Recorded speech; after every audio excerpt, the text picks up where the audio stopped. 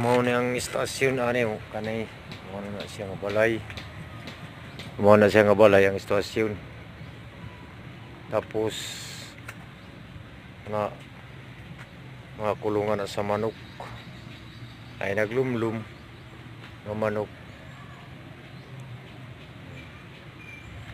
Kamuti, mapayunod. Mao na siya.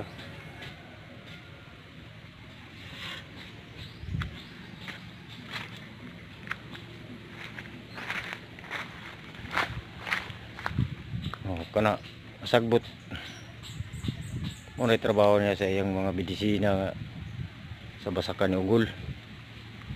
I-spray niya sa iyang mga palibot sa iyang balay na siyar niya na